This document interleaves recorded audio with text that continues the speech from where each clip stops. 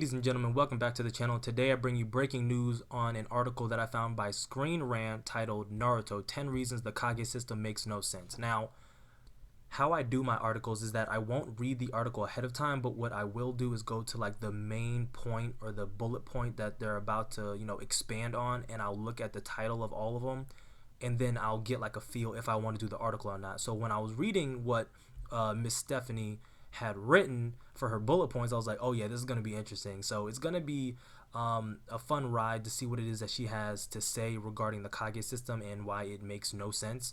But let's see what she has to say. So for her first bullet point, number 10, she says questionable intentions. When leading a village, in theory, the best thing to do is to protect the people. However, too many of the Kages have completely warped intentions that hurt their people, not strengthen them. Somehow, though, the villages can't or won't overthrow these bad leaders. For example, at the beginning of Naruto, the Kage was a selfish man willing to destroy his own son in a bid for power, creating a bloodthirsty monster out of a toddler. He definitely should have been kicked out for that, right? But no, questionable intentions should definitely get bad Kages fired, but it doesn't seem to be a thing. I love how easy you tried to make kicking the strongest ninja in the entire village out. Like, you deadass said they should be fired. You understand that this is a feudal era world, right? Like, you're not just going to simply fire somebody, and you're definitely not going to fire the strongest person in the entire village. The Kage specifically, Gaara's father, he controls sand. Their village sits in a desert, meaning he can control the entire desert. You're not simply just gonna, matter of fact, name me three people that could have killed or taken out the fourth Kage in the land of sand. Not Orochimaru, because we know Orochimaru already dealt with him. Name me 3 people in the land of sand that could have taken him out. 3, go. Can you do it? I don't think you can. Can anybody do it? No, because you're not simply just kicking out the strongest ninja in the entire land. But I will agree with you, some do have warped intentions. The Kage, yeah, that was definitely fucked up what he did to his son. Everything that happened in the Bloody Mist village, that was definitely fucked up as well. Hiruzen letting Danzo just have his way with the Uchiha. I mean, you're 100% right in that regard. But yeah, it's just weird that you made it sound so easy, but it's not. There's a reason that they did what they did, because nobody could step to them. Number 9, reluctant leaders. For such an important coveted position in the ninja world, there have been way too many reluctant Kages. Just in Konoha, Hiruzen, Tsunade, and Kakashi were all hesitant or resistant to take over the job. Sure, sometimes things are difficult, but shouldn't the leader of an entire village be enthusiastic in what they do? Moreover, when they choose a Kage, wouldn't zeal for the job matter more than their power level? For the vague jobs we know about Kage, there are a lot more paperwork and group coordination than just raw strength. Kage should be people who want to lead a community, not just the strongest person. If they have to organize the missions and operations of an entire region, they need more than power. You're right, and you're wrong. The Hokage has always been depicted as the commander-in-chief. First of all, the hidden villages specifically, so the hidden leaf, the hidden sand, the hidden cloud, the hidden rock, and the hidden mist, those are the military forces of the land. When Hashirama went to the Land of Fire Daimyo, he negotiated that they allow him to create a hidden village in the Land of Fire, and he offered their protection as compensation. Okay, so that was kind of like the bargaining chip. Hey, you let us make a village, we offer protection, we are strong shinobi, we can defend against any other land that's out there. So that's the trade-off that there is. But again, you make the statement that it has to be more than just strength, but that's why you have the Hokage advisor and the council. You see what I'm saying? Like, we've seen the Konoha council, we've seen the hidden sand council with Granny Chiyo and that other old guy. And currently Shikamaru is the advisor to Naruto, just how Tobirama was the advisor to Hashirama, and just how Danzo was the advisor to Hiruzen. And I think Danzo was also the advisor to Minato and Tsunade as well. So yeah, they have a system in place. Matter of fact, the Konoha Council, I just pulled it up, its definition states that the Konoha Council exists to help the Hokage govern the village and to make sure all decisions are made with the best interest of Konoha and its inhabitants in mind. I'm just saying, yeah, Kakashi and Tsunade were reluctant, but they were in a position to where they had little of any choice. It was stated that they needed to look structured to other villages. They couldn't look weak, because if they looked weak and looked like they didn't have a structure to them, with the death of their Hokage, of the death of Hiruzen, the other villages and the other Kages might take the liberty to invade the Land of Fire, and then they would have a real issue on their hands. So It was much more of a political move than anything else, in my opinion. Number 8. Too much power. In most governmental bureaucracies, there are leaders, assistants, committees, etc. In the Ninja Village Kage system, is basically just the Kages making all the decisions. That's a lot of power to put in the hands of one person. There should definitely be more advisors and moving parts in their leader's system, but there's not. Maybe if there had been more voices in power, the bloody mess situation could have been avoided, or maybe Konoha wouldn't have fallen to panic and despair after Hiruzen's passing. A bit of a hierarchy system of power could make everything run a lot smoother. Like I just stated earlier, they needed to look structured to other villages so that they wouldn't be invaded by anybody else. I think during that whole situation of Naruto and Jiraiya going to find Tsunade, the hidden cloud village were doing a routine, quote unquote, routine exercise to the Leaf's border, and it was actually stated. That's when we saw Asuma, Kurenai, and Might Guy. They were like, if they cross this river, we treat it as a declaration of war. Okay, so they needed that political figure. They needed that head in place. You said in the beginning sentence that they need more leaders and assistants. I just explained the Konoha Council and the advisors to you. They had that in place. This whole point number 8, it doesn't even need to be here because it's just wrong. Like this is wrong. 7, no consistent ideology. Most of the time, any governing body tends to have some sort of ideological slogan or mission that they're following. Kages, on the other hand, have no other goal other than to protect the village, and even then, sometimes they are pretty wobbly on that. Basically, whenever a ninja becomes Kage, they just do whatever they want to do with no real plan and order. Some Kages don't really do anything productive with their rule other than try to make sure that people don't die.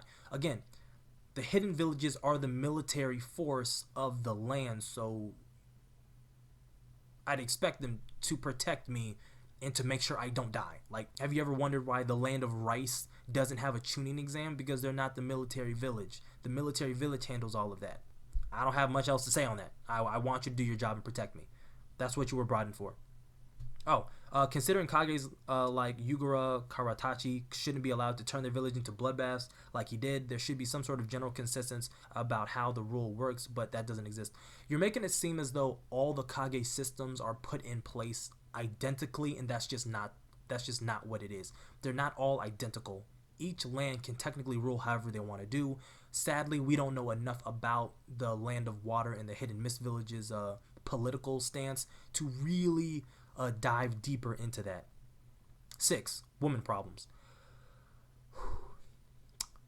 Despite the fact that there had been very powerful women throughout the ninja history, very few had been Kages. By Boruto, there had only been 3, and before Naruto, there hadn't been any. For a fairly progressive world, it's weird that it took so long for a lady ninja to become a Kage of the village. When the system itself isn't to blame for this, it doesn't make sense. For example, Hashirama's wife, Minato Uzumaki, would have made for a great Kage because she was more focused on the community while her brother was focused on battles. But nope, World Kage, it is. Okay. I guess I agree with you with the whole woman problem. I'm not of the belief that you should just throw a woman in a position of power just to say you have a woman in the position of power. The 5th Mizukage, Mai Terumi, she was definitely worthy of that position. She's strong. She's strong as hell. She has 2 Keke Genkais, not just 1. Her lava release is insane. So yeah, I can see that she was very easily the strongest in the land. Your whole point though about Hashirama's wife, Mito Uzumaki, being the Hokage because she was more focused about the community is just inherently like wrong. I mean, you don't have to be the Kage to focus on the community. She was doing that and she wasn't the Kage, so I don't see why making her the Kage would benefit that.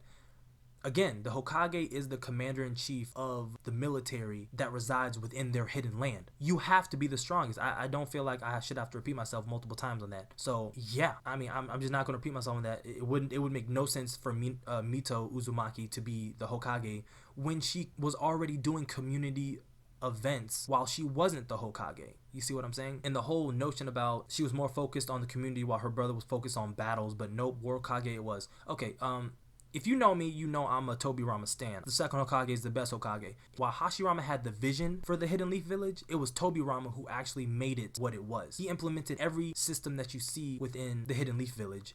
And his systems were so good that all the other hidden villages mimicked everything he put in place. He put in place the mission system, the SABCD rank mission system. He put in place the Anbu system, the Ninja Academy system. He created all the tests for the tuning exams. He created the ranks for ninjas. Like, do you understand that you wouldn't have a ninja system if it wasn't for Tobirama? And he did all of that while also being the advisor for Hashirama when they would go to things like the Hokage Council. He was the one who was speaking because Hashirama wasn't exactly the smartest of the bunch. Tobirama did more than just simply battle. He gets a bad reputation for hating the Uchiha, but people fail to realize that the Uchiha also hated him for being a Senju, so the hate was mutual. It is what it is. That's my Tobirama rant for the day. Moving on. 5. Low village cooperation.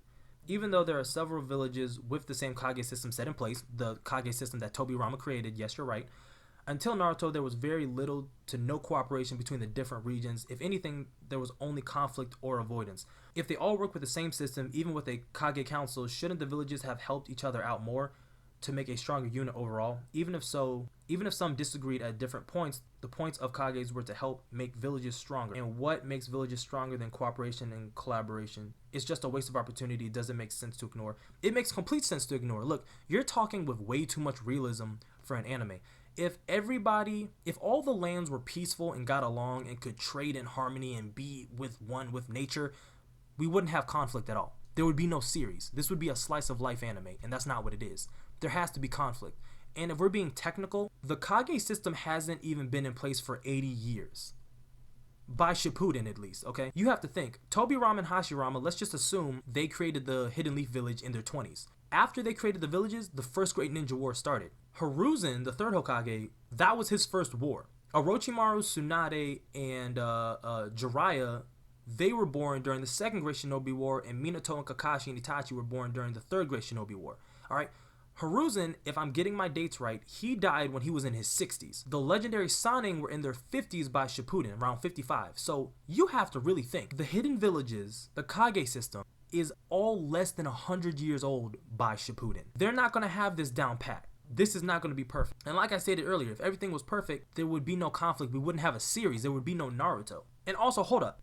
You said if they all work with the same system, even with the Kage Council. Miss Stephanie, you did not just bring up the Kage Council. You've been sitting here for 5 other points talking about a lack of organization and a lack of cooperation and the Kages having too much power, but you sat here and just mentioned the Kage Council. Do I need to read what the Kage Council does for the people in the back one more time? The Konoha Council exists to help the Hokage govern the village and to make sure all decisions are made with the best intent of Konoha and its inhabitants in mind. What? What are you saying? You know it exists, but you don't know what the function of it is? This is why people think Screen Rant bloggers don't know what they're talking about, because you contradict yourself in your own article. 4. Hokage secrets. Even though secrets have rarely done the shinobi very well, they still keep lots of them. In particular, the Kage seemed to be the biggest secret keeper. After losing the 4th Hokage, Hiruzen seemed that it was a great deal to keep Naruto's heritage from him. He helped encourage a system that avoided the child or treated him poorly. The guy knew about the Uzumaki clan duty to the Nine-Tailed Fox and the fate of his father, and still stayed quiet. They should protect their people but arbitrarily keep secrets from children that shouldn't be secrets, or deliberately omitting the danger of an ex-student with a snake fetish from a huge event. Needless secrets because drama hasn't helped the Kages very much. Correct, they do hold a lot of secrets, but I mean, look, it's government, okay? It's politics. I expect every political whatever to have secrets, but you brought up the whole situation with Hiruzen not telling Naruto about his father. Again, I just wonder if you've seen the series or read it at all. The whole reason that Hiruzen did not tell Naruto about his father Minato is because before Minato had died, he said, don't tell Naruto who he is because I don't want people to come after him. The whole reason that Naruto took his mother's last name Uzumaki and not his father's last name was to protect him. They felt that if people knew that he was the son of the 4th Hokage, he would have this giant target on his back. Can you blame him? I mean, for real, you have a child, a small infant, and he is now known as the son of the 4th Hokage. it would have been very likely that he would have had a target on his back for simply existing as the fourth Hokage's son. The third Hokage was simply respecting Minato's last wishes. And I don't know in what world you think it's okay to tell a child that they have a 9-tailed demon fox sealed inside of them that's actively trying to escape, and when they do escape, they're going to take over your body, and you're going to go on a rampage and destroy everybody that you actually care about, and that's why people hate you. Because that makes sense, Miss Stephanie. 3. Nepotism. When the Kage's role was first created, Hashirama meant it to make peace between Konoha and Madara Uchiha. Instead, he let the person choose, and they chose him. Instead of dealing with the role democratically after that, the previous Kages just nominated their successor and or left it to the strongest ninja. This unfortunately led to a lot of nepotism, considering ninja culture often focuses on hereditary power or power of the old Kages often pick family or friends. The second Hokage literally picked his buddy that just happened to be with him while he was bleeding out. Not exactly the best system for picking the best leader. What's going on, everybody? This is Hugo from the future. I'm editing this audio. I just wanted to add in something real quick to this part of the video, basically breaking down the Hokages and the actual system for choosing the next Hokage. So we all know that Hashirama, he was the first Hokage. There was nothing to choose. He created the village. He's the first Hokage. He's the strongest in the entire land. For the second Hokage position, it came down to a vote from the people, Tobirama versus Madara, and the people chose Tobirama. The third Hokage, Hiruzen, he was trained from a very young age to be the third Hokage. He was always going to be the third Hokage. It was never really up for debate. The first Hokage and the second Hokage both trained him, and when it was time, it was probably a little bit earlier than what Tobirama wanted him to take over as the third Hokage, but given the circumstances, he had no choice but to start his position early. Now, for the fourth Hokage, it did come down to another vote. We learned that in Itachi's light novels, that on the ballot, it was 2 names. It was Minato versus Orochimaru, and the people voted for Minato. The fifth Hokage, Tsunade, she was like the wild card. They needed somebody in that position, and originally they were going to give it to Jiraiya. And like I stated earlier, they needed somebody immediately. They couldn't wait around for that because the Hidden Cloud Village, if I'm remembering correctly, were at the border of the Land of Fire, so they really did need someone in that position. Tsunade, given who she is, she's the granddaughter of the first and second Hokage, it only made sense that she was going to take over as a political figure. She was also the strongest medical ninja in the entire world, not just the Land of Fire, but in the entire world. So I guess to your credit, that's them not emphasizing power, because if I really had to put Tsunade up against other people in the Leaf Village, I don't see Tsunade beating Jiraiya. I don't see Tsunade beating Kakashi or Might Guy at all. If we're talking about Naruto during the Pain arc, I wouldn't even see Tsunade beating Naruto. I mean, she could activate her seal release, but I mean, she's on a time limit with that, so she has to get it done immediately before it runs out. Regardless, Tsunade was not the strongest in the land. We don't have all the details surrounding the 6th Hokage, Kakashi, but, you know, from what we do know, they didn't want to give the position immediately to Naruto. Okay, so the 3rd Hokage, the 5th Hokage, the 6th and the 7th, they weren't down to a vote. So, I mean, you're more correct than me, but there are certain stipulations that surrounded why they had to be in position at that time. Yeah, but that's me post production. This is me editing the video. I wanted to just throw that in there because, you know, I felt like when I was listening to what I was saying, it wasn't explaining in full detail my point that I was trying to make. Nonetheless, you are right in most of the regards, so I'll give it to you. All right, back to the video. 2. Confusing job duties. Despite the fact that Kage is supposed to run the entire village, their job duties can be kind of confusing. When the 3rd Hokage lived, he involved himself deeply with the orphans of the town and did a lot more student outreach, while Tsunade just seemed to focus on ninja organization. Kakashi, though, clearly complained more about the paperwork and the menial tasks.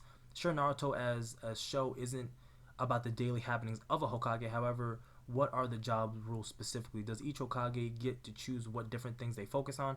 Are they actually all doing all those activities behind the scene? How does Tsunade have the time to be a drunk gambler? It could get really confusing. You're absolutely right, the job titles are confusing, but I've never focused and actually sat down and wondered, what does the Hokage do with all of their time? I don't do that. It's always been understood that they're the strongest in the village and they're there to protect the village, so the ins and outs, it doesn't matter to me, okay? Whatever they want to do with their free time after they're done with their paperwork, they can do whatever they want.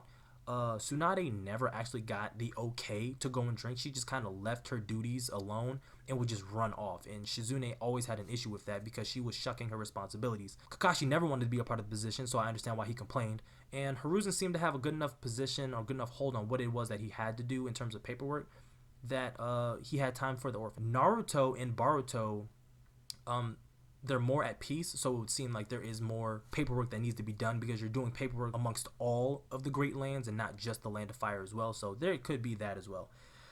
Your last bullet point is emphasis on power. I'm not going over that. You've mentioned power in like every single bullet point. It's actually crazy. So that is the article, ladies and gentlemen. Let me know what you think down in the comment section below. In all, this article was interesting. It was chill. A lot of the points that she made were easy to counter because, one, that was grade school level writing. I'm just being honest. You even mentioned in your article the Konoha Council or the Kage Council. That's why they're there, to make sure that the Kages don't abuse their power. Each village has their own individual council, but they also have a Kage Council. That's the position Shikamaru is currently in right now in Boruto. He organizes and he organizes and deals with all of the Kages once they have their, I think, monthly meeting. But yeah, sorry, it's an emphasis on power because the Kages are supposed to be the highest power in the land. If you want to get into a political role, you need to go talk to the daimyos because that's their territory. But that is all I have for y'all. If you made it to the end, go plus ultra and smash the subscribe button. Let me know you rock with the content that I put on the channel. Like the video, share the video, comment on the video, all that fancy stuff. And like always, keep it safe and rapid tight. I'm out. That is why you cannot win. This place isn't yours anymore. Kill them. Save the bullets.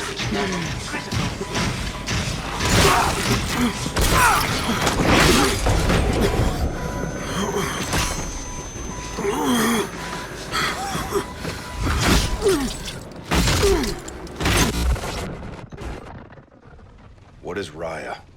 Unclear. No demands. Settlement Defense Front doesn't make demands. They planted a flag in our rock. To secure classified weapons from a closed facility. Hell is set def allowed in that airspace? By permission of the Accords, all nations have access to Sir, free... that objective required a full strike force, not a four-man team. Lieutenant Reyes, office. Take a different tact. Yes, sir. Who else knows about this? Right now, Joint Strategic Air Command and you. This is a deliberate act of aggression, Admiral. We should be out there on patrol, not